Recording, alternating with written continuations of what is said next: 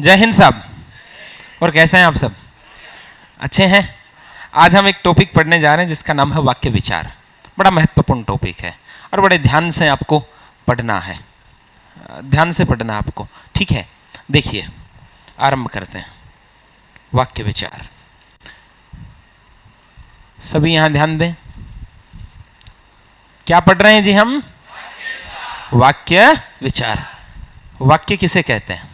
वाक्य किसे कहते हैं? एक सामान्य सी परिभाषा हम यदि वाक्य की लें तो क्या होती है? क्या होती है?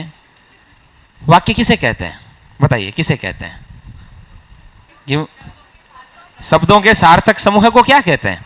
वाक्य कहते हैं। शब्दों के सार्थक समूह को क्या कहते हैं? वाक्य कहते हैं। भाई, क्या शब्दों का सार्थक समूह होना किसी वाक्य की रचना कर देता है? जी नहीं। उसमें कुछ गुण होने जरूरी हैं। उसमें कुछ गुण होने जरूरी हैं। उन गुणों की हल्की हल्की मैं व्याख्या करूं। एक तो उसमें किसका गुण होना चाहिए? आकांक्षा का। किसका? आकांक्षा का। आकांक्षा क्या है? देखना, थोड़ी सी गहराई के साथ हम व्याख्या करते हैं। नए शब्दों को जानने की इच्छा या कुछ नया जानने की इच्छा को क्या कहते हैं? आकांक्षा। क्या कहते हैं? आकांक्षा कहते हैं। भाई, जैसे मान लीजिए मैंने कहा मोहन और सोहन। क्या कहा? मोहन और सोहन। अब इतना कहकर के मैं रुक गया, इतना कहकर मैं रुक गया, तो अब आगे के अर्थ को जानने की आपके मन में इच्छा तो पैदा होगी ना। मोहन और सोहन क्या कर रहे हैं जी?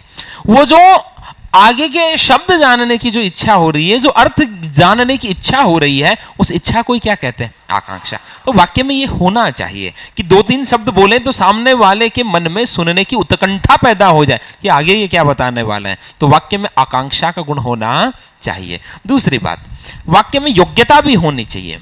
योग्यता क्या है? बुद्धि सम्मत संबंध को योग्यता कहते हैं। मतलब भाई, जैसे मैंने कहा पेड़ चर रहे हैं, मैंने कहा पेड़ चर रहे हैं। वाक्य में शब्द तो पूरे हैं, अपने आप में अर्थ भी दे रहे हैं, लेकिन क्या ये बुद्धि सम्मत तर्क सम्मत संबंध है? अरे पेड़ कभी चरते हैं क्या? पशु ही चरते हैं जी, ठीक है? तो ऐसा नहीं कि हम हर जैसे शब्दों का कोई समूह बना दे वो वाक्य कहलाएगा। उसमें बुद्धि सम्मत संबंध भी होना चाहिए। समझ में आ गई बात? ठीक है भाई। और तीसरा गुण क्या होता है? तीसरा गुण क्या होता है इसमें? जैसे मैंने कहा सन्निधि। किसका गुण होता है? सन्निधि का। सन्निधि माने समीपता। सन्निधि माने समीपता। ये क्या है? ये समीपता क्या है? भाई, जैसे एक शब्द यहां लिखा, एक शब्द यहां लिखा, एक शब्द यहां लिखा, एक शब्द यहां लिखा, तो वो वाक्य कहलाएगा क्या? वो नहीं कहलाएगा। एक शब्द मैंने आपको सुबह कहा राम, फिर दोपहर में आके कहा विद्यालय, फिर शाम को आके कहा जाता है वाक्य बनेगा क्या? नहीं। शब्दों में समीपता का गुण भी होना चाहिए, समीप होने चाहिए। ऐसे नहीं भटकी हुई आत्मा की तरह भटकते फिर इधर उधर। और देखें, अपन बात करें व्याकरणिक तौर पर भी वो शुद्ध होने चाहिए। अन्विति का गुण भी होना चाहिए उसमें। किसका गुण होना चाहिए? अन्विति का। जैसे मैं कहूं राम जा रही है, वाक्य तो है, अर्थ भी आपको बोध हो रहा है, लेकिन व्याकरणिक तौर पे क्या है? अशुद्ध है। राम जा रही है कैसे होगा? राम तो जा रहा है होगा, ठीक है? मतलब लिंग वचन कारक काल के अनुसार भी वाक्य क्या होना चाहिए? शुद्ध होना चाहिए। लिंग वचन कारक काल के अनुसार भी वाक्य क्या होना चाहिए? शुद्ध होना चाहिए। समझ में आ गई बात? तो एक गुण और होता है वाक्य में, पद क्रम का। किसका गुण होता है? पद क्रम का। ध्यान से समझिएगा, किसका गुण होता है? पद क्रम का। मतलब जैसे मान लीजिए संस्कृत में मुझे कहना है, ठीक है, मान लीजिए इनको मुझे कहना है कि भवान तिष्ठतु, आप बैठो। इस वाक्य को मैं ऐसे भी बोल सकता हूं, तिष्ठतु भवान, आप बैठो। गच्छतु भवान, जाओ आप। वाक्य शुद्ध है, वाक्य शुद्ध। आगे पीछे जैसे मर्जी आए बोल दिया। हिंदी में ऐसा नहीं कर सकते आप ऐसे नहीं कह सकते जाओ तुम, अशुद्ध हो गया। आपको ऐसे ही बोलना पड़ेगा, तुम जाओ। समझ में आ गई बात? आपको क्या बोलना पड़ेगा? तुम जाओ, ठीक है? तो इसी को क्या बोलते हैं? पद क्रम। देखो, पद किसे कहते हैं? कोई भी शब्द जब किसी वाक्य में आ जाता है तो वो क्या कहलाता है? पद कह। कोई भी शब्द जब किसी भी वाक्य में आ जाता है तो वो क्या कहलाता है? पद कहलाता है। महर्षि पाणिनि ने पद की एक परिभाषा दी थी। देखो, सुप तिगंतम पदम, सुप तिगंतम पदम, सुबंतम तिगंत च पद संज्ञम स्यात्। सुबंत मतलब संस्कृत में प्रत्यय चलते, सुप प्रत्यय और तिंग प्रत्यय चलते हैं ना। तिप तस जी, सिप तस तय, मिप वस मस तय, आतम जथा सातम ध्वम इट वही महिंग। तिंग प्रत्यय चलते जो धातु रूपों का निर्माण करते हैं। और सुप 21 प्रत्यय होते हैं जो शब्द रूपों को निर्माण करते हैं। सु अब जस अम ओट सस टा भ्याम बेस ढेम झ्याम बेस, ऐसे 21 प्रत्यय चलते हैं। तो महर्षि पाणिनि ने परिभाषा दी सुप तिगंतम पदम कि किसी भी शब्द के अंत में सुप और तिंग प्रत्यय जुड़ जाए तो वो क्या कहलाता? पद। मैं आपको पद की परिभाषाएं समझा रहा हूं। देखो पद किसे कहते हैं? किसी भी शब्द के अंत में सुप और तिंग प्रत्यय जुड़ जाए तो उसको क्या कहते हैं? पद। मतलब वो धातु बन जाए या वो शब्द रूप में आ जाए तो वो क्या कहलाता है? पद कहलाता है। क्या कहलाता है? पद। अब समझना, महर्षि गौतम ने एक परिभाषा दी पद के, विभक्त्यंतम पदम। किसी भी शब्द के अंत में विभक्ति जुड़ जाए तो वो क्या कहलाता है? पद। अब अपन इसका निष्कर्ष निकाले अपन हिंदी के अकॉर्डिंग। विभक्ति अपन किसको कहते हैं? कारक चिन्ह कोई कहते हैं? अरे किसको कहते हैं? मतलब कोई शब्दों के किसी शब्द के साथ कारक चिन्ह का प्रयोग हो तो वो क्या कहलाएगा? पद। कारक चिन्हों का प्रयोग कब होगा? जब वो वाक्य में आएगा। जब वो वाक्य में, भाई भाषा की सबसे छोटी सार्थक इकाई शब्द है, लेकिन शब्द अपना पूरा अर्थ नहीं दे सकता। शब्द अपना पूरा अर्थ कब दे पाएगा? जब वो किसी वाक्य में आएगा। भाई जैसे मैंने कह दिया जी, मैंने कह दिया कमल। कमल शब्द का आप क्या अर्थ लेंगे? पुष्प ले लेंगे। लेकिन मैंने कहा जी कमल जयपुर जा रहा है, तब पता चलेगा कि कमल तो व्यक्तिवाचक संज्ञा है जी। ठीक है, तो किसी भी शब्द की अर्थ की दिशा और दशा कब तय होगी? जब वो किस में आएगा? वाक्य में। और वाक्य में जब कोई शब्द आ जाता है तो वो क्या कहलाता है? पद कहलाता है। तो मैं क्या कह रहा था, किसी भी वाक्य में पदों का स्थान तय होता है। आप मनमर्जी से पदों का प्रयोग नहीं कर सकते कि भाई जैसे कहा जाता है जयपुर मोहन। अब बात तो कह दी आपने, सामने वाले को अर्थ का मालूम भी चल गया, लेकिन क्या ये वाक्य कहलाएगा? नहीं कहलाएगा। वाक्य का विधान है कि वाक्य में आने वाले पदों का स्थान क्या होना चाहिए? तय और निश्चित होना चाहिए। सबसे पहले कर्ता ही आना चाहिए। ठीक है, तो मोहन पहले आएगा, फिर कर्म, फिर क्रिया। मोहन जयपुर जाता है। तो किसी भी वाक्य की अपन एक छोटी सी परिभाषा रट करके बैठे रहते हैं। क्या? सार्थक शब्दों के समूह को क्या कहते हैं जी? वाक्य है। हर शब्द सार्थक ही है जी, हर शब्द सार्थक ही है। मैंने कहा पेड़ चल रहे हैं, पेड़ का अर्थ है चल रहे हैं का भी अर्थ है, लेकिन ये वाक्य कहलाएगा क्या? नहीं कहलाएगा, क्योंकि इसमें किसका गुण नहीं है? किसका गुण नहीं है? योग्यता का गुण नहीं है। समझे आप इस बात को? ठीक है, तो कोई वाक्य की परिभाषा क्या होगी? अब आप बड़ी डिटेल्ड दे सकते हो इसकी परिभाषा। क्या? आकांक्षा, योग्यता, सन्निधि, अन्विति और पदक्रम से युक्त शब्द योजना को क्या कहते हैं? वाक्य। क्या कहते हैं? वाक्य। एक बार बोल देना, इनका मतलब बोल देना। आकांक्षा किसको कहते हैं? आगे के शब्दों को जानने की इच्छा। योग्यता किसको कहते हैं? बुद्धि सम्मत संबंध। ठीक है, और सन्निधि किसको कहते हैं? समीपता को। अन्विति किसको कहते हैं? व्याकरण के अनुसार हो, व्याकरण के नियमों के अनुसार हो। और पदक्रम किसको कहते हैं? व्याकरण के नियमों के अनुसार जो पदों का स्थान तय होगा वो उस पे ही आने चाहिए। इसकी जैसे मैं और व्याख्या करूं जी, देखना आप एक वाक्य देखना, मैं आपको देता हूं। जैसे मान लीजिए मैंने कहा कि एक वाक्य कहा कि विवेक जी भूगोल छात्रों को पढ़ा रहे हैं। मैंने एक वाक्य लिखा, अर्थ तो पता चल रहा है। अरे चल रहा है, ठीक है, सन्निधि भी है। अरे मैं इतना ही कह दूं विवेक जी भूगोल, आगे की इच्छा तो आएगी ना, क्या क्या क्या भूगोल क्या, वो मतलब आकांक्षा का गुण भी है। ठीक है कि नहीं है? अन्विति भी है। विवेक जी भूगोल छात्रों को पढ़ा रहे व्याकरण के अनुसार, ठीक है। पदक्रम का गुण नहीं है, क्योंकि पदक्रम क्या कहता है कि पहले सजीव कर्म आएगा और फिर निर्जीव कर्म आएगा। तो वाक्य क्या बनेगा? बोलो, विवेक जी छात्रों को, तो शुद्ध वाक्य क्या होगा? ये होगा। अब आप इस ऊपर वाले को वाक्य नहीं कह सकते, क्योंकि ये क्या है? बोलो प्रभु, अशुद्ध है, और ये क्या है? शुद्ध है। समझ में आयो? अरे आयो भाई। जैसे मैंने कहा कि डंडे से, मैंने क्या कहा कि डंडे से, देखना, डंडे से राम ने कुत्ते को मारा। अब मुझे बताओ अर्थ प्राप्त हो रहा है कि नहीं हो रहा? अरे हो रहा है कि नहीं हो रहा? लेकिन क्या ये वाक्य है? नहीं। क्यों नहीं है? पदक्रम का गुण नहीं है। क्यों? पहले क्या आना चाहिए? कर्ता, फिर क्या आना चाहिए? कर्म, फिर क्या आना चाहिए? क्रिया, और बाकी इसमें करण, इसमें करण कारक भी है। बाकी सभी कारक हमेशा कर्ता और कर्म के बीच में आते हैं। बाकी सभी कारक कर्ता और कर्म के बीच में आते हैं। तो वाक्य क्या बनेगा? राम ने डंडे से कुत्ते को, भाई कर्ता पहले है, क्रिया अंत में है, कर्म हमेशा क्रिया के पास आता है, बाकी एक ही कारक था, वो कर्ता और कर्म के किस में आ गया? बीच में आ गया। ये क्या कहलाएगा? वाक्य कहलाएगा। जैसे जैसे जैसे मैंने एक उदाहरण दिया आपको, क्या दिया देखना इधर, मैंने दिया कि रीना ने पेंसिल से रिंकू के लिए कागज पर चित्र बनाया। कागज पर चित्र बनाया, मैंने दे दिया आपको एक वाक्य। अब बताओ ये वाक्य है या नहीं है? बोलो हाँ या ना। आप भी सोचना, हाँ घर बैठे बैठे ऐसे सुनने सुनने मत बैठे रहना। बताइए ये वाक्य है या नहीं है? नहीं है तो क्यों नहीं है?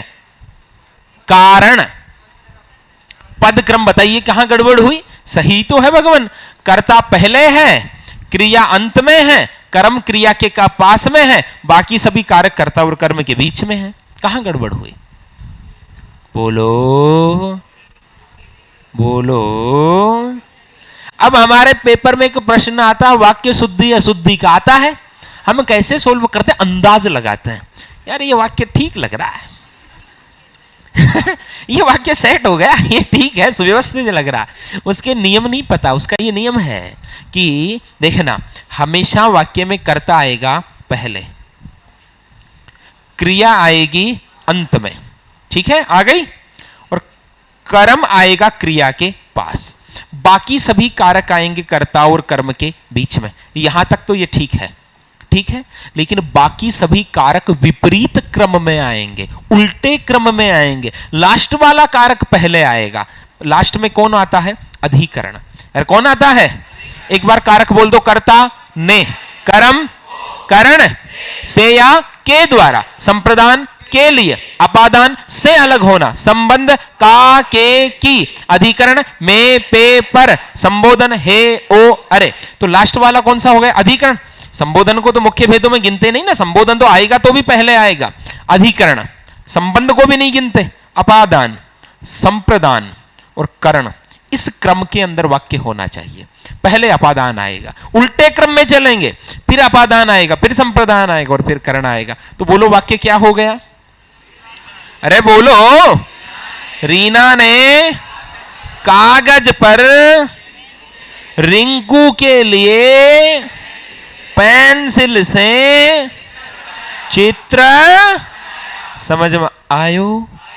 अब हम तो तुक्के मारते थे कि सर इसमें क्या फर्क है, ये अशुद्ध और ये शुद्ध है। देखो अधिकरण, ये करण से, ये संप्रदान के लिए, ये अधिकरण पर, अपादान तो इसमें था नहीं। तो इस प्रकार सीक्वेंस को देखना होता है, तब जाकर के वो वाक्य बनता है। हम ऐसे ही बना देते चलते फिरते वाक्य बन गया जी, ऐसे नहीं बनता। कर्ता हमेशा कहां आएगा? पहले। अरे कर्ता कहां आएगा? और क्रिया कहां आएगी? अंत में, कर्म क्रिया के पास, बाकी सभी कारक कर्ता और कर्म के बीच में, विपरीत क्रम में, उल्टे क्रम में। पहले कौन? अधिकरण, फिर अपादान, फिर संप्रदान, फिर करण। ये पदक्रम के कुछ कायदे होते हैं, ठीक है। और कर्म का मैंने बताया कि पहले सजीव कर्म, पहले कौन सा कर्म? सजीव कर्म, फिर कौन सा? निर्जीव कर्म। अब देखो कर्म कारक का चिन्ह क्या होता है? को। बोलो। अब आप कहोगे गुरुजी इसके साथ तो को नहीं आया, कर्म तो ये भी है। तो ध्यान देना, निर्जीव कर्म के साथ को का प्रयोग नहीं होता है। को का प्रयोग हमेशा सजीव कर्म के साथ होता है, ये मैंने सीधे ही बता दिया। वरना व्याकरण की भाषा में इसको प्रधान कर्म बोलते हैं और इसको एक गौण कर्म बोलते हैं। एक बार एक अच्छी परीक्षा में प्रश्न आया कि पहले सजीव आता कि निर्जीव आता, गड़बड़ हो गए, फिर त्रिगिड़दा हो जाता है, ठीक है। अरे भाई जैसे मैंने कहा महिपाल ने ढोलक को बजाया, ये शुद्ध हो क्या है? महिपाल ने ढोलक बजाया, ढोलक है तो कर्म ही, लेकिन उसके साथ को का प्रयोग है। उसने पानी को पिया, बताइए ठीक लगेगा क्या? निर्जीव कर्म के साथ को का प्रयोग है। उसने आम को खाया क्या होगा? उसने आम, समझ आए हो? ठीक है। अब जैसे मान लीजिए बाहर कार खड़ी है कि यह कार किसकी है जी? किसी ने कहा, तो किसी ने कहा यह कार फलाना सर की है। मान लीजिए कार ढाका जी सर की है, किसी ने कह दिया, ये वाक्य शुद्ध है कि अशुद्ध है? ये अशुद्ध है। ये क्या है? अशुद्ध है। संबंध कारक का जब भी प्रयोग हो तो पहले संबंध आएगा, फिर संबंधी आएगा। अरे संबंधी नहीं होगा तो संबंधी कहां से आएगा? है तो वाक्य क्या होगा? यह ढाका जी की कार है, यह ढाका जी की, यह रमेश का घर है। ये किसका घर है? और अपन कई बार ऐसे बोल देते ना, अरे यह घर, अच्छा यह घर रमेश का है, यह घर चाचा जी का है, बोलते हैं कि नहीं बोलते? वाक्य अशुद्ध है। पहले चाचा जी है तब घर है, यह चाचा जी का घर है। समझ में आयो? अरे तो बोलिया करो, आयो थे भी बोलिया करो। आगे देखना भैया, आगे देखना, बातें हैं जी, बातों का क्या? इधर देखिए, और क्या इधर देखिए। मान लीजिए मैंने कहा कि सदा सत्य बोलो, सदा सत्य बोलो, बोलो। मैंने एक वाक्य लिख दिया, महात्मा गांधी ने कहा। कई बार आप देखते होंगे ऐसे वाक्य लिखे हुए मिल जाते हैं, पहले वाक्य होता है फिर बाद में ये लिखा होता है। अब ये भी अशुद्ध हो गया। इसको पहले ऐसे लिखो, महात्मा गांधी ने कहा सदा सत्य बोलो। क्यों जी? क्यों? क्योंकि ये प्रधान उपवाक्य पहले आएगा और आश्रित उपवाक्य। अब ये प्रधान और आश्रित क्या है, ये तो हम वाक्य विचार पढ़ना चालू कर ही रहे हैं ना, उसमें पढ़ेंगे। जब मिश्र वाक्य पढ़ेंगे तब पता चलेगा प्रधान क्या होता है और आश्रित क्या होता है। ठीक है, ऐसे इसके कुछ कई कायदे होते हैं। संबोधन वाक्य के पहले आना चाहिए, किसी की पदवी जो है नाम के पहले आनी चाहिए। ठीक है, इस प्रकार इनमें कई चीजों का क्या रखना होता है, ध्यान। खैर, निष्कर्षतः मैंने इतनी देर में आपको वाक्य की परिभाषा समझाई है। ये वाक्य किसे कहते हैं? किसे कहते हैं बताओ? आकांक्षा, बोलो। आकांक्षा, योग्यता, सन्निधि, या आकांक्षा, योग्यता, सन्निधि, अनभिति व पदक्रम से युक्त शब्द योजना को क्या कहते हैं? वाक्य। समझ आयो कि नहीं आयो? है पूरा पोस्टमार्टम हो गया। व्याकरण इसी को कहते हैं। व्युत्पत्ति यत्र शब्दानाम विश्लेषण विवेचन व्याकरणम तत्र विगेयम वेदांगं च मुखम महत्। जहां शब्दों का विश्लेषण हो, जहां शब्दों का विवेचन हो, जहां शब्दों की व्युत्पत्ति का ज्ञान हो, व्याक्रियन्ते व्युत्पादन्ते शब्दानेति व्याकरणम, जहां शब्द साधुत्व का प्रतिपादन किया जाए, उसी शास्त्र को कौन सा शास्त्र कहते हैं? व्याकरण शास्त्र। क्या कहते हैं? व्याकरण शास्त्र। खैर, आकांक्षा किसे कहेंगे? आगे जानने की इच्छा। योग्यता किसको कहेंगे? तर्क सम्मत संबंध को कहेंगे। सन्निधि, समीपता, व्याकरण के अनुसार लिंग वचनों का प्रयोग, और पदक्रम जो नियम है उसके अनुसार शब्दों का स्थान क्या होना चाहिए? तय होना चाहिए। यह हम आपको एक बात और बताएं यार, सुनो। पहले जितनी भी भाषाएं थी वो संयोगात्मक अवस्था में थी। कौन सी अवस्था में थी? आज जो भाषाएं हैं वो किस अवस्था में है? वियोगात्मक अवस्था में। इसका मैं आपको सीधा मतलब समझाऊं। हम संस्कृत को देखते हैं, कई बार देखते हैं एक पंक्ति में एक ही शब्द लिखा हुआ होता है, लगता है ना कई बार। जैसे कोई श्लोक वगैरह पढ़ रहे होते हैं तो एक पंक्ति में एक ही शब्द होता है, सबको जोड़ जोड़ करके एक बन जाता है, फिर संधि विच्छेद कर करके उनको अलग अलग करना पड़ता है। ऐसा होता है ना? कि हिंदी में ऐसा होता है क्या? पहले भाषाओं में पदों को जोड़ करके लिखने की परंपरा थी, जोड़ करके लिखने की परंपरा थी। आजकल सरलीकृत स्वरूप पे ध्यान दिया जाता है, उनको तोड़कर लिखने की परंपरा। हिंदी में कौन सी अवस्था है जी? बोलो। वियोगात्मक अवस्था है, इसलिए किस पे ध्यान दिया जाता है? कि पदों का स्थान क्या होना चाहिए? तय, स्थित, निश्चित होना चाहिए। और क्या होगा? मोटे तौर पे आप कह सकते हैं सबसे पहले क्या आएगा? कर्ता। क्या आएगा? अंत में क्या आएगी? कर्म क्रिया के पास। बाकी सभी कार्य कर्ता और कर्म के किस क्रम में? विपरीत क्रम में। किस क्रम में? आगे बढ़ जाऊं? अब देखना साहब, वाक्य के अंग, वाक्य के अंग, वाक्य के साथ दो अंग होते हैं। कितने अंग होते हैं? दो अंग होते हैं। एक तो क्या होता है? उद्देश्य। अरे बोलो। और एक क्या होता? विधेय। एक तो क्या होता है? उद्देश्य, और एक क्या होता है? विधेय। अब जैसे मान लीजिए मैं आपसे एक प्रश्न करूं, आपसे भी कर रहा हूं, सोचा करो, बोला करो उत्तर। मान लीजिए भाई मैं आपसे पूछूं आप यहां क्यों आए हैं? उत्तर बोलो, पूरा वाक्य बोलो। हम पढ़ने के लिए। बोलो इस वाक्य को। हम बोल लिया, आपने भी बोल लिया। अब मैं आपसे प्रश्न कर रहा हूं, इसमें उद्देश्य क्या है? हम पढ़ने के लिए आए हैं, इस वाक्य में उद्देश्य क्या है? बोलो। दो उत्तर आ रहे हैं। कुछ लोग तो कह रहे हैं हम, कुछ कह रहे हैं पढ़ने के लिए आए हैं। ठीक है भाई, उद्देश्य तो पढ़ने के लिए आना ही है जी। होगा कि नहीं होगा? होगा। ये गलत है ये गलत है। ये प्रश्न मैंने इसीलिए किया ताकि आपके मन से ये द्वंद्व ही खत्म हो जाए सदा के लिए। हम क्या है, सामान्यतः उद्देश्य उसको समझते हैं जिसके लिए हम कार्य करें, उसको समझते हैं। लेकिन यहां वाक्य के अंदर उद्देश्य वो होगा जिसके लिए वाक्य कहा जाए। एकदम सरल भाषा में समझिए, जिसके लिए वाक्य कहा जाए उसे वाक्य का क्या कहते हैं? बोलो क्या कहते हैं?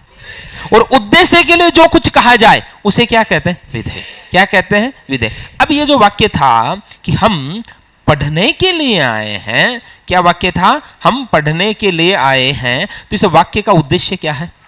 वाक्य का उद्देश्य क्या है? यह वाक्य किसके लिए कहा गया है? हम कर्ता के लिए कहा गया है। किस कर्ता के लिए कहा गया है? और इस हम के लिए क्या कहा गया? पढ़ने के लिए आए। तो ये क्या हो गया? विधेय। क्या हो गया? समझ आया? अरे भाई, मैंने कहा, इसका एक प्रश्न सीधा सीधा कई बार परीक्षा में मिलता है उद्देश्य विधेय का। राम पुस्तक पढ़ता है। राम पुस्तक है, उद्देश्य क्या है? राम। सामान्य बुद्धि का कोई भी पाठक चिंतन करेगा तो वो ये सोचेगा उद्देश्य है पुस्तक पढ़ना। ठीक है, लेकिन हमने क्या कहा? वाक्य एक, आप तो सीधी परिभाषा ध्यान रखिए, वाक्य जिसके लिए कहा जाए उसे वाक्य का क्या कहते हैं? उद्देश्य। वाक्य किसके लिए कहा गया है? और राम के लिए क्या कहा गया है? बोलो। ये क्या होगा? विधेय। क्या होगा? विधेय। जैसे मैंने एक उदाहरण दिया, सीता की मोटी बहन गीता, क्या कहा जी? सीता की मोटी बहन गीता साइकिल चलाना सीख रही है। बोलो। अब मैं पूछूं जी, उद्देश्य क्या है? बोलो। मैंने एक दिन इसका एक कक्षा में एक प्रश्न किया कि हाँ, गलती है जी, उद्देश्य क्या है? अरे बताओ। एक दिन मैंने कक्षा में पूछा जी उद्देश्य क्या है, तो एक बालक ने कहा सर मोटापा घटाना सीता की मोटी बहन गीता साइकिल चलाना सीख रही है। उद्देश्य तो कौन है जी? गीता। ये वाक्य किसके लिए आया है? गीता। और ये जो इधर लिखा हुआ सीता की मोटी बहन, ये गीता का ही तो परिचय है। अरे ये किसका परिचय है? तो हम इसे क्या बोल सकते? उद्देश्य का विस्तार। क्या बोल सकते हैं? और ये क्या हो गया? उद्देश्य। और ये पूरी राम कहानी क्या हो गई? विधेय। क्या हो गई? विधेय। समझ में आयो? आयो? जैसे जैसे हमने एक उदाहरण दिया कि हिंदुओं के प्रार्थना स्थल को मंदिर कहते हैं। हिंदुओं के प्रार्थना स्थल को मंदिर कहते हैं। उद्देश्य क्या है जी? प्रार्थना स्थल। क्या है? मुख्य उद्देश्य प्रार्थना स्थल की चर्चा करना ही है। ये क्या हो गया? उद्देश्य का विस्तार। और ये क्या हो गया? विधेय। क्या हो गया? विधेय। अब अपन एक बात कह सकते हैं ना, क्या? कि कर्ता को ही उद्देश्य कहते हैं। कह सकते हैं ना? अरे कर्ता को ही क्या कहते हैं? और जो उद्देश्य के लिए जो कुछ कहा जाए वो क्या है? विधेय। समझ में आयो? अरे आयो? आणु ही पड़सी। आगे बढ़ते हैं, आइए देखना। फिर अब हम करेंगे वाक्य का विभाजन, वाक्य का वर्गीकरण। तीन चीजों को आधार बना करके हम वाक्य का वर्गीकरण। अभी तक हमने केवल वाक्य की परिभाषा देखी है और वाक्य के अंग देखे हैं, एक तो उद्देश्य और एक विधेय। इतनी ही बात देखी है। अब हम यहां से वाक्य का वर्गीकरण आरंभ कर रहे हैं। और हम सबसे पहले वाक्य का वर्गीकरण किसके आधार पर कर रहे हैं? बोलो प्रभु। क्रिया के आधार पर वाक्य का वर्गीकरण। देखो साहब, क्रिया के आधार पर वाक्य के कितने प्रकार होते हैं? तीन। कितने होते हैं? तीन। आप 10 मिनट ऊर्जावान बन के बैठे रहो, मैं इसको कंप्लीट कर दूं। एक तो कौन से वाक्य होते हैं? अरे बोलो। और एक कौन से होते हैं? कर्म प्रधान। और एक कौन से होते हैं? भाव प्रधान। क्या होते हैं? भाव प्रधान। क्रिया के आधार पर वाक्य का विभाजन कर रहे हैं अपन। अब सुनिए, वाक्य में यदि क्रिया कर्ता के अनुसार चलती है तो वाक्य क्या होगा? बोलो। कर्तरी। भाई क्रिया चल ही कर्ता के अनुसार रही है, इसका मतलब उस वाक्य में मैन कौन है? अरे सुप्रीम लीडर कौन है? और यदि क्रिया कर्म के अनुसार चल रही तो वाक्य क्या होगा? और यदि क्रिया भाव के अनुसार चल रही तो वाक्य क्या होगा? क्या होगा? भाव प्रधान। कैसे पता चले कि क्रिया किसके अनुसार चल रही है? अरे भाई सीधा तरीका, ध्यान से समझना। यदि कर्ता जिस लिंग वचन का है, क्रिया भी उसी लिंग वचन की है, इसका मतलब क्रिया किसके अनुसार है? बोलो। मतलब वाक्य क्या हुआ? बोलो। कर्तृ प्रधान क्या हुआ? और कर्म जिस लिंग वचन का है, क्रिया भी उसके अनुसार है, तब क्या हो गया? कर्म प्रधान। और ना कर्ता पर निर्भर है ना कर्म पर निर्भर है, तो क्या हो गया? भाव प्रधान। कैसे पता चले? और भी निष्कर्ष निकालते जाओ। आपको सीधा तरीका बताऊं, आपने कर्ता का लिंग बदल दिया जी, पहचान देखे ना। आपके एक टॉपिक और आपने नाम सुना होगा, एक टॉपिक का वाच्य सुना है ना, जिसको इंग्लिश में आप वॉइस कहते हैं, एक्टिव वॉइस पैसिव वॉइस चलते हैं ना, ये उसकी पहचान भी आप इस तरीके से कर सकते हैं। आपने कर्ता का लिंग बदल दिया, कर्ता का लिंग बदलने से क्रिया बदल गई, इसका मतलब क्या हुआ? वो क्रिया उस कर्ता पर निर्भर थी, तभी तो उसके बदलने से वो बदली। अरे समझ रहे हो कि नहीं समझ रहे? एकदम सरल तरीका, सीधा सट। क्या? आपने कर्ता का लिंग बदला, कर्ता का लिंग बदलने से क्रिया भी बदल गई। इसका सीधा सा अर्थ निकलता है कि वो क्रिया उस कर्ता पर डिपेंडेंट थी, निर्भर थी, तभी तो उसके बदलने से वो बदली। तो सीधी पहचान हो गई, कर्ता का लिंग बदलते ही क्रिया बदली, तो वाक्य क्या हो गया? बोलो। अरे ढंग से बोलो। और आपने कर्म का लिंग बदला, उससे क्रिया बदली, तो वाक्य क्या हो गया? और आपने सब कुछ बदला लेकिन क्रिया तो नहीं बदली, तो वाक्य कैसा हो गया? भाव प्रधान। क्या हो गया? जैसे जैसे जैसे जैसे मैंने उदाहरण दिया कि राम हंसता है। क्या कहा? राम। कर्ता कौन है जी? ऊर्जावान बन के बैठे रहो। हाँ, कर्ता कौन है? राम। क्रिया क्या है? हंसता है। अब राम की जगह मैंने लिख दिया सीता, तो क्या होगा? बोलो। जैसे ही आपने कर्ता का लिंग बदला, क्रिया शब्द बदले कि नहीं बदले? अरे क्रिया पद बदला कि नहीं बदला? बदला। तो इसका मतलब ये क्रिया किस पर निर्भर थी? कर्ता के अकॉर्डिंग चल रही थी। इसका मतलब वाक्य कैसा हुआ रे? कर्तृ प्रधान। कैसा हुआ? ये तो अकर्मक क्रिया का उदाहरण है। कौन सी क्रिया का है भाई? इसमें कर्म है ही नहीं ना। अब जैसे एक सकर्मक का उदाहरण लेता हूं मैं, बड़ा सरल तरीका है जी। मैंने कहा जी राम पत्र पढ़ता है। राम। अब राम की जगह मैंने लिखा सीता। बोलो। सीता पत्र पढ़ती है। जैसे ही आपने राम की जगह सीता लिखा, मतलब कर्ता का लिंग बदला, क्रिया पद बदले कि नहीं बदले?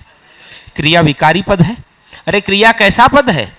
लेकिन किसके अनुसार बदला? कर्ता के अनुसार। वाक्य कैसा हुआ? कर्तृ प्रधान। एक बार आप चेंज करके देखो, पत्र की जगह कुछ और लिख करके देखो, प्रभाव पड़ता है क्या? राम कविता पढ़ता है, कोई प्रभाव पड़ा क्या? पड़ा क्या? भाई आपने कर्म का लिंग बदला, क्रिया पे कोई प्रभाव नहीं पड़ा। इसका सीधा मतलब होता है कि ये क्रिया कर्म पर निर्भर है ही। इसमें मैन कौन है जी? कर्ता। तो हम ये कह सकते हैं कि कर्तृ प्रधान वाक्य में क्रिया सकर्मक भी होती है और अकर्मक। अब मैं जैसे कर्म प्रधान का उदाहरण लिखूं, मैं आपको एक उदाहरण देता हूं। राम के द्वारा पत्र पढ़ा जाता है। मैंने क्या लिखा? राम के द्वारा पत्र पढ़ा जाता है। अब राम की जगह सीता लिखो। वाक्य बोलो। बोलो। कर्ता बदला, क्रिया पे इफेक्ट पड़ा क्या? यहां तो पढ़ रहा था ना। यहां कर्ता बदलने से क्रिया में बदलाव आया क्या? इसका मतलब ये क्रिया कर्ता के अनुसार चल ही नहीं रही। अब कर्म बदल करके देखो, राम के द्वारा पत्र की जगह कविता लिखो। बोलो। पूरा वाक्य बोलो। कविता पढ़ी जाती है। क्या बदलने पर क्रिया बदली? कर्म बदलने पर बदली। इसका मतलब वाक्य कैसा हुआ? कैसा हुआ? समझ में आयो? अरे भाई हमने यहां कर्म बदल करके देखा था, क्रिया पे प्रभाव पड़ा था क्या? लेकिन यहां हमने कर्ता बदल करके देखा, क्रिया पे प्रभाव पड़ा क्या? क्या बदलने पर बदला? कर्म बदलने पर। तो वाक्य कैसा हुआ? कर्म प्रधान। कैसा हुआ? कर्म प्रधान। समझ में आयो? आयो? तो हमने कहा कि कर्तृ प्रधान में क्रिया सकर्मक भी होती है और अब मुझे बताओ, कर्म प्रधान में क्रिया हमेशा ही क्या होगी? भाई कर्म ही नहीं होगा तो कर्म प्रधान कहां से होगा? कर्म तो होना जरूरी है ना। अब बात करते हैं किसकी? भाव प्रधान की। किसकी बात करते हैं? बोलो महाराज। ना तो क्रिया कर्ता के अनुसार चलेगी, ना कर्म के अनुसार चलेगी, तो वाक्य कैसा होगा? भाव। जैसे जैसे जैसे जैसे मैंने कहा राम से चला नहीं जाता, मैंने क्या कहा जी? राम से चला नहीं। राम की जगह सीता लिखो, कोई प्रभाव पड़ा? कर्ता बदल के देखा? कर्म वाक्य में है नहीं, कर्ता बदल करके देख लिया, इसका मतलब वाक्य क्या हो गया? भाव प्रधान क्रियाएं। भाव प्रधान में क्रिया प्राय क्या होती है? अकर्मक। क्या होती है?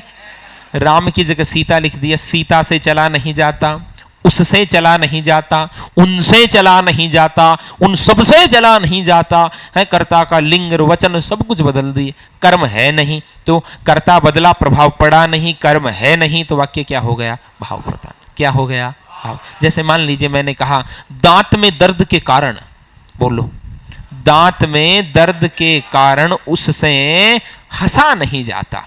दर्द हो रहा है बेचारे के, दांत में दर्द के कारण उससे हंसा।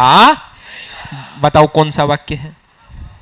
बोलो भाई। दांत में दर्द के कारण राम से हंसा नहीं जाता, सीता से हंसा नहीं जाता, उनसे हंसा नहीं जाता, सब कुछ बदले, कोई प्रभाव पड़ा क्या? नहीं पड़ा। तो भाव प्रधान ये वाक्य कैसा हो गया? भाव प्रधान। लेकिन इसमें गड़बड़ होती है। गड़बड़ कहां होती वो मैं बताऊं। मान लीजिए ऐसा वाक्य आ जाता, कई बार राम ने रावण को टपकाया। बोलो जी, राम ने रावण को मारा। ठीक है। अब विद्यार्थी कंफ्यूज क्यों? क्योंकि उसने तो ये पढ़ रखा है कि भाव प्रधान तो अकर्मक होता है, ये तो सकर्मक है जी। अब वो राम की जगह सीता लिख करके देखे, सीता ने रावण को मारा, सच भी तो है। ठीक है। कर्ता बदला, क्रिया पे प्रभाव पड़ा क्या? नहीं। और राम ने तारका को मारा, कोई प्रभाव पड़ा क्या? कर्ता भी बदला, कर्म भी बदला, क्रिया तो हमारी ट्रिक के अनुसार वाक्य कैसा हो गया? लेकिन विद्यार्थी उलझता कहां है? वो उलझता है कि भाव प्रधान तो अकर्मक होता है, ये तो सकर्मक है, अब इसको मैं भाव प्रधान कैसे करूं? यहां तिरकिड़धा तिरकिड़धा तिरकिड़धा तिरकिड़धा हो जाता है। ये इसलिए आप एक विशेष स्थिति का ध्यान रखिएगा, भाव प्रधान में क्रिया कभी कभी सकर्मक भी होती है। आप सीधा ध्यान रखो यार, झंझट में काई को जाना। कर्ता के बाद ने हो और कर्म के बाद को हो तो हमेशा वाक्य क्या होगा? क्या होगा? कर्ता के बाद क्या हो? ने। और कर्म के बाद क्या हो? अरे कर्ता का कारक चिन्ह क्या है? ने। कर्म का कारक चिन्ह क्या है? तो हम ये कह सकते हैं कि कर्ता और कर्म दोनों जब अपने कारक चिन्हों के साथ आई तो क्रिया के तो वाक्य कैसा होगा? और यदि हम डेप्थ में जाए तो हम ये कह सकते हैं कि ऐसी स्थिति में क्रिया हमेशा सामान्य भूतकाल की होगी। कौन से काल की होगी? सामान्य भूतकाल का। हमेशा क्रिया अन्य पुरुष में आएगी, हमेशा क्रिया एक वचन में आएगी और हमेशा क्रिया पुल्लिंग में आएगी। हमेशा ऐसी स्थिति में आप भले कर्ता बदल दो, बहुवचन में कर दो, कोई प्रभाव नहीं पड़ने वाला। जैसे मैंने एक उदाहरण दिया, लड़कों ने लड़कियों को पीटा, लड़कों ने लड़कियों को पीटा, लड़कियों ने लड़कों को पीटा। कर्ता कर्म दोनों इंटरचेंज करके देखो, पीटा पे कोई प्रभाव पड़ा क्या? अरे क्रिया पे कोई प्रभाव पड़ा क्या? ठीक है। तो आप ये कह सकते हैं कि कर्ता और कर्म जब दोनों अपने कारक चिन्हों के साथ आए तो वाक्य हमेशा क्या होता है? बोलो क्या होता है? याद रहिएगा। अब एक विशेष स्थिति और जो थोड़ी सी कंफ्यूज करती है, कंफ्यूज क्या परेशानी करती है बताइए जरा, और पुस्तकों में उसको लेकर के कई विवाद भी और मतांतर भी और गड़बड़ी गड़बड़ है जी। मैं आपको एक उदाहरण देता हूं। क्या बात करते हो आप? मैंने एक उदाहरण दिया, अब तक जो हमने पढ़ा उसके अनुसार ये कौन सा वाक्य होगा बताइए? राम ने गाना गाया। सोच के बोलना, बिना सोचे समझे बोलने वाले लोग मुझे पसंद नहीं है। पहले ट्रिक अप्लाई करो। आप भी करो रे, मोबाइल हाथ में लेकर बैठे हो, हाँ ऐसे घर पे ऊर्जा के साथ पढ़ा करो, ऐसे बोल बोल करके घर वालों को लगे छोरा मोबाइल में गेम नहीं खेल रहा, पढ़ रहा है। हाँ बोलो राम ने गाना गाया। कर्ता बदल करके देखो, सीता ने गाना गाया, प्रभाव पड़ा क्या? और राम ने कव्वाली गाई, प्रभाव पड़ा ना? क्या बदलने पर पड़ा? कर्म बदलने पर। क्या बदलने पर? तो वाक्य कैसा प्रतीत हो रहा है? कर्म प्रधान। कैसा प्रतीत हो रहा है? कर्म प्रधान। भाव प्रधान कैसे हो ही नहीं सकता भाई। भाव प्रधान की शर्त तो हमने क्या कही थी? कर्ता के बाद ने हो और कर्म के बाद को हो। को है क्या? नहीं। और वह क्रिया बदल भी रही है। राम ने आरती गाई, जैसे ही कर्म बदला क्रिया बदली। क्रिया किसके अनुसार बदली? बोलो। तो वाक्य कैसा प्रतीत हो रहा? कर्म प्रधान। यही त्रुटि हो जाती है। ये कर्म प्रधान नहीं, ये कर्तृ प्रधान माना जाता है। क्या माना जाता है? तो इसकी एक विशेष स्थिति है, वो समझिएगा और याद रखिएगा। जब कर्ता के बाद तो कौन हो? बोलो। और क्रिया किसके अनुसार बदल रही हो? बोलो। जब कर्ता के बाद तो क्या हो? ने। क्या हो? और क्रिया किसके अनुसार बदले? किसके अनुसार? तो आप याद रखेंगे वाक्य कैसा होगा? कैसा होगा? और जब कर्ता के बाद क्या हो? ने। और कर्म के बाद क्या हो? को। तो वाक्य हमेशा क्या होगा? भाव प्रधान। क्या होगा? बाकी तो ट्रिक से काम हो ही जाएगा। क्या? कर्ता बदलो क्रिया बदली तो कर्तृ प्रधान, कर्म बदलो क्रिया बदली तो कर्म प्रधान, सब कुछ बदलो कुछ नहीं बदला तो भाव प्रधान। दो स्थितियां विशेष तौर पे याद रखनी है। क्या? कि कर्ता के बाद क्या हो? क्या हो? क्रिया किसके अनुसार बदले तो वाक्य कौन सा माना जाएगा? और कर्ता के बाद क्या हो? और कर्म के बाद तो वाक्य कैसा माना जाएगा? कैसा माना जाएगा? समझ में आयो? आयो? अब मैं कुछ वाक्य दे रहा हूं, आप बताएंगे? ठीक है जी।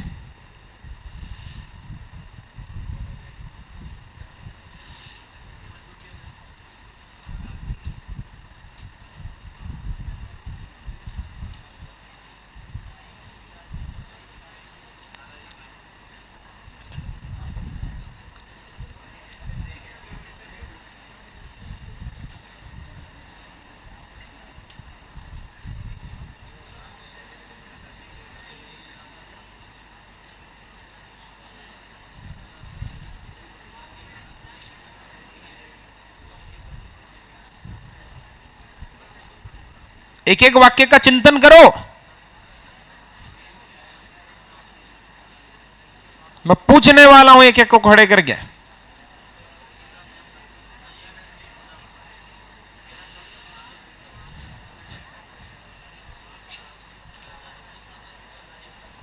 मान लीजिए मैंने ये 5 वाक्य लिखे हैं। पहले वाक्य की चर्चा करें। दादी कहानी सुनाएगी। बोलो। कैसा प्रधान? दादा कहानी सुनाएगा। जैसे ही कर्ता बदला क्या बदली? क्रिया। तो वाक्य कैसा हुआ रे? कर्तृ प्रधान। मैं व्यायाम करता हूं। बोलो। मैं व्यायाम करती हूं। जैसे ही कर्ता का लिंग बदला क्रिया बदली कि नहीं बदली? अरे बदली कि नहीं बदली? तो वाक्य कैसा हुआ? कर्तृ प्रधान। रमेश ने रसगुल्ला खाया। सोच के बोला करो, ट्रिक अप्लाई करा करो।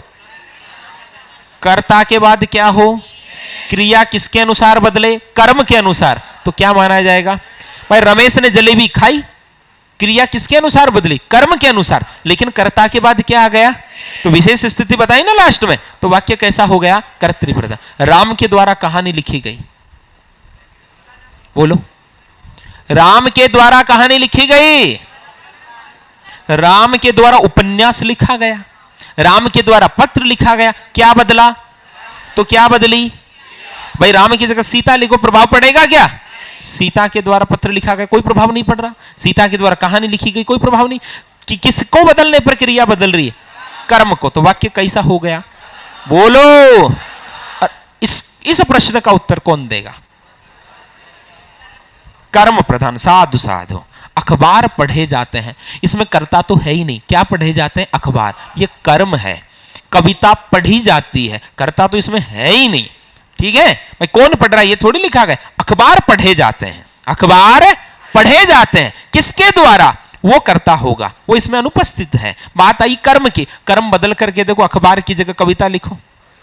कविता क्या बदलने पर क्रिया बदली? कर्म बदलने पर। वाक्य कैसा हुआ? कर्म प्रधान। अरे कैसा हुआ रे? समझ में आयो नहीं आयो? रिपीट कीजिए। क्रिया के आधार पर वाक्य के कितने भेद हुए? 3। सब बोलो यार। कौन कौन से? कर्तृ प्रधान, कर्म प्रधान, भाव प्रधान। अब परिभाषा की बात करें। यदि क्रिया कर्ता के अनुसार प्रयुक्त होती है तो वाक्य कैसा होगा? यदि क्रिया कर्म के अनुसार प्रयुक्त होती है तो, यदि क्रिया भाव के अनुसार आती है तो, जी कर्ता का लिंग बदलने पर क्रिया बदली तो, बोलो, कर्म का लिंग बदलने पर क्रिया बदली तो, और कुछ भी बदलो कुछ नहीं बदला तो, भाव प्रधान, कर्तृ प्रधान में क्रिया सहकर्मक भी होती है और कर्म प्रधान में क्रिया सदैव, भाव प्रधान में क्रिया प्राय अकर्मक होती है, लेकिन कभी कभी, और जब सहकर्मक होती है तो कर्ता के साथ क्या होता है? ने। कर्म के साथ क्या होता है? क्रिया किस काल में आती है? सामान्य भूतकाल में आती है, और अन्य पुरुष में आती है, पुल्लिंग में आती है, और एक वचन में आती है। ठीक है, क्रिया पुल्लिंग, भले कर्ता स्त्रीलिंग हो, सीता ने रावण को मारा, लड़कियों ने लड़कों को पीटा, कर्ता स्त्रीलिंग है लेकिन क्रिया क्या है? पुल्लिंग है। ठीक है, फिर हमने एक विशेष स्थिति का दर्शन यहां किया कि कर्ता के बाद क्या हो? ने, और क्रिया किसके अनुसार बदल रही हो, तो व्यक्ति को आभास तो किसका होगा? कर्म प्रधान का, लेकिन माना क्या जाएगा? कर्तृ प्रधान। क्या माना जाएगा? कर्तृ प्रधान। समझ में आयो? आयो? आयो? विश्राम दे कक्षा को। जय हिंद।